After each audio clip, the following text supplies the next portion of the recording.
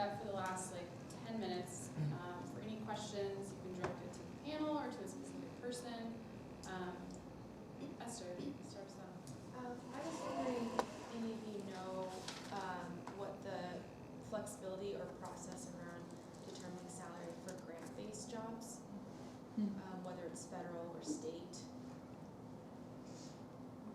Like, is that pretty set in stone? Like you mentioned, I think you mentioned that state institutions versus or public versus private, that there's maybe a little more firmness for public. Do any of you know about grants? I have a friend who just took a job, and it's paid through a grant for 3 years, and he took a pay cut to take the job, but he also negotiated the salary up from what they originally offered. And there wasn't a lot of flexibility, but I would say maybe $5,000 is what he negotiated at. So I don't think it hurts. You know, there's money in the budget, and it's just maybe in a different bucket, and they moved it around. That's what I was going to say. I think it probably depends on how strict the guidelines are for the particular grant. Because I do know folks who work in grant-funded positions who definitely negotiated salary. So it wouldn't hurt to ask, I guess. Yeah, I'm going to ask another one. I'm going to scoot up so I don't unmute. But I think, Kelly, you mentioned it, like the point of walking away. How do you negotiate like a good relationship if you are deciding to turn a position down? I mean, I think you can show grace throughout the process. I mean, Ryan calls it guns a-blazing. I think that there are ways to interact with people that are kind and that are gracious. And if that's your attitude throughout, I think, as we've talked about, employers are prepared to negotiate. And so, you know, they're trying to get people who are the best for the least amount of money. And if they can't afford you, then they can't afford you. And they'll find someone else that they can't afford. I have a technique that I teach people to use. It's called plus minus plus. And the conversation would go something like, I really appreciate the offer. I think it's a wonderful campus and great people. Unfortunately, at this time, I just can't afford to accept the position. But I look forward to hopefully down the road maybe having an opportunity to work with you again. You know, it's just, you know, the minus is you're not going to accept the position, but you're trying to leave the door open. And I actually personally did that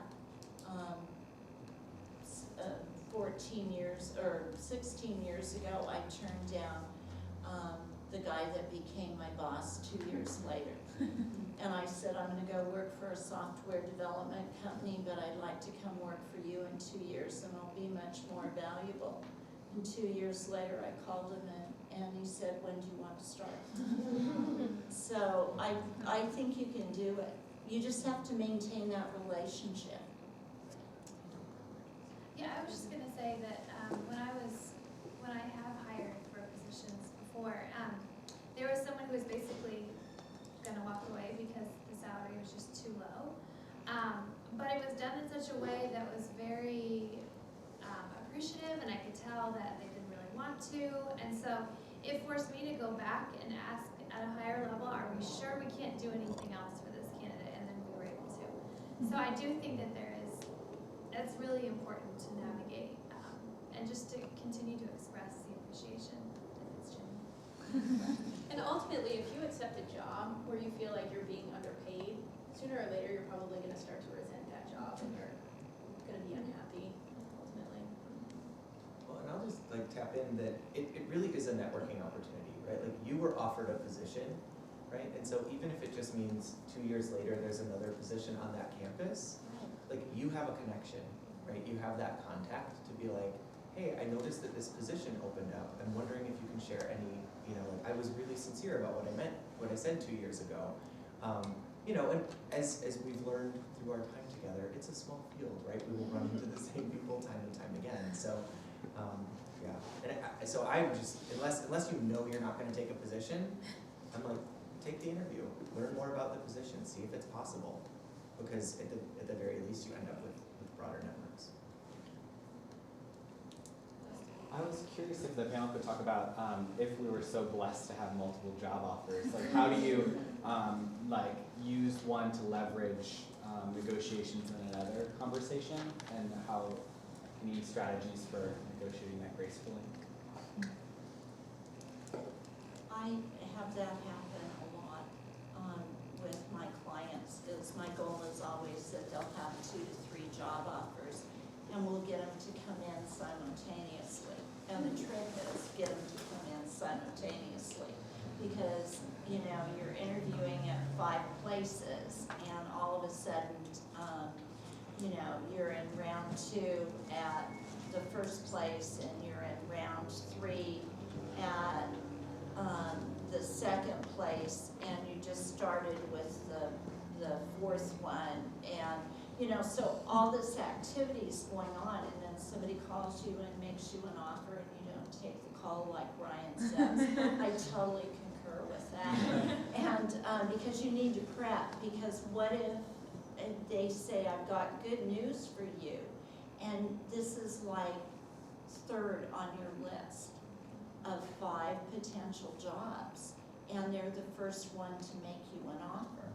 Well, when I ran employment, I would always say to candidates I wanted to hire, I would always say, if you get another offer, will you give me the courtesy of a phone call and let me know? And so I really think you owe it to the other people that you're in conversation with to let them know that you have an offer on the table, and that you're wondering where they are in the process. And I've literally had my #1 candidate for a position get an offer from someone else, and I called the vice president and said, if we want to hire this person, we need to make a decision, because otherwise they're planning to take a position. And one of the important things about this is you really need to, if the first offer you get is not the one you want, buy yourself time. And I say a week, because you're going to have to call the potentially 2 or 3 other places and let them know and find out where they are in the process. And the other thing that happens that's really kind of a problem that you need to think about is, if you get this one offer and you accept it, and 2 weeks later your #1 job comes in, how are you going to handle that?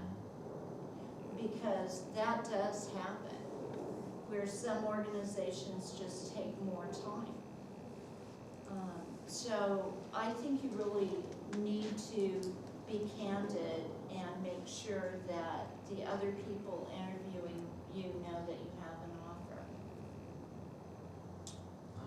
I think I was kind of speaking from more of the personal side, and it's kind of cliche and sappy to think about it, but honestly, like, follow your gut instincts and listen to your heart, and think really hard, like, which job are you going to be more passionate towards, and which job do you find yourself thinking that you will enjoy more.